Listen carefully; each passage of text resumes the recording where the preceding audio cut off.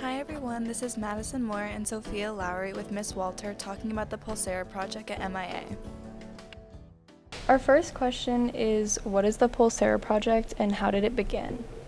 So the Pulsar Project is a nonprofit organization that was started by a family that traveled to Nicaragua and Guatemala and really saw like the devastation and poverty there and wanted to do something that could make a difference. And so they created this small organization. It really started out as just like a grassroots small um, project, and then it really grew over the years, and they started introducing it to high schools and universities, and now they are in many high schools around the world and have been able to help a great deal in those countries. That's great. Our next question we have is, how will the money raised be sent to the organization or people in Guatemala and Nicaragua? Okay, so all the money that we raise gets sent back to the Pulsar Project.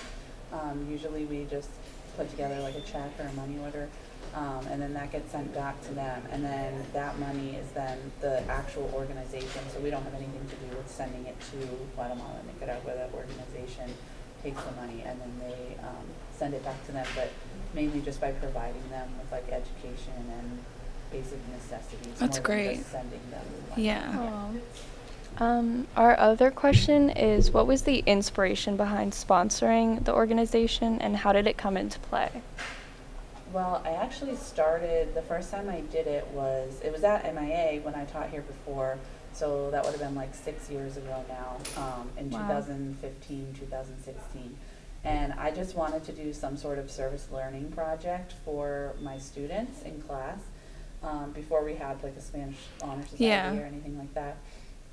And so I found it online. I just searched up, different organizations and found it and got in touch with Chris and Chris Howell, who's in charge of this part of the high school. Oh, okay.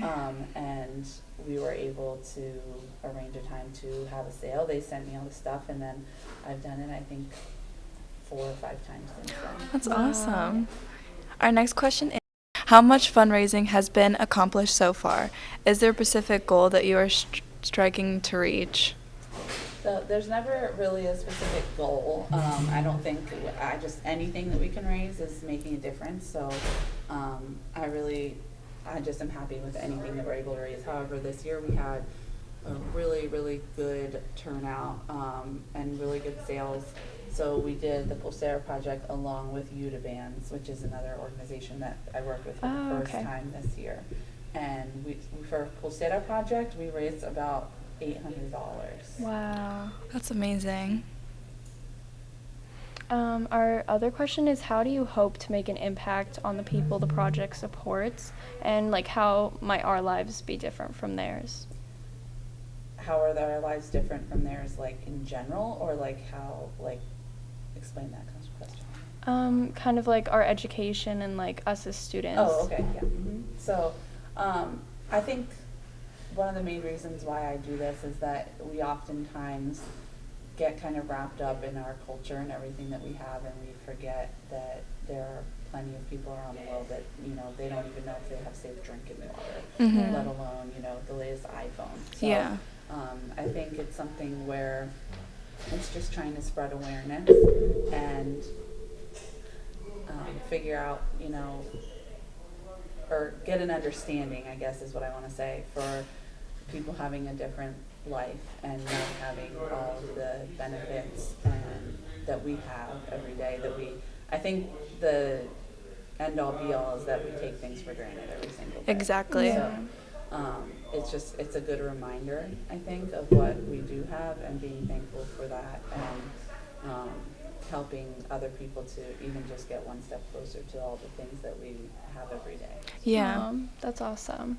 Our next question is, how might this project inspire you to be a better citizen and help others? Well, I think anything that is able to open your eyes to the fact that there are people in the world that desperately need help is going to inspire you to want to change some of your actions, Yeah. or donate more of your money, or just spend time in the community volunteering. Anything I think once we have that moment of like, wow, and it's kind of a realization that, I really am very like blessed to have what I have every single day. As simple as, like I said, food to eat and a house that is not made of straw, Yeah. or cardboard or Mhm. anything, So I think anytime that you see that, it kind of inspires you to just keep going and doing different things. Mhm. So, and that's kind of why we branched into Yuta bands too. So is a similar idea. Mhm. Okay, so our final question is, do you have plans to participate in projects similar to the Pulsar project and, as you said, the Udaband project in the future? So Yuta bands was the first time that we've done that, and I definitely plan to keep participating in their sales. The bracelets were a little bit more expensive, but they were actually, I think, a little bit more popular than the pulseras, even though they were a little bit pricier. But what I really like about Yuta is that all of the money that we raise, we sponsor one student. So Oh. That's great. like she benefits, her name's Ashley, but Ashley will benefit directly from Mark Weiland Academy sales. Oh, That is awesome. Yeah. And so our Spanish Honor Society was lucky enough last week we had a Zoom call with her. So we got to That's meet her really cool. and talk to her, and she was just so grateful for us. So it was really, really nice. So I definitely like that aspect about Yuta because it's really personal. So yeah, for sure we'll be doing Yuta again, and I'm always looking for the next thing that we can do to have fun. Exactly. Color the world, as they say. Yes. Well, thank you so much. That's it for the Pulsar project, and I hope that you guys have a more basis understanding of it at MIA.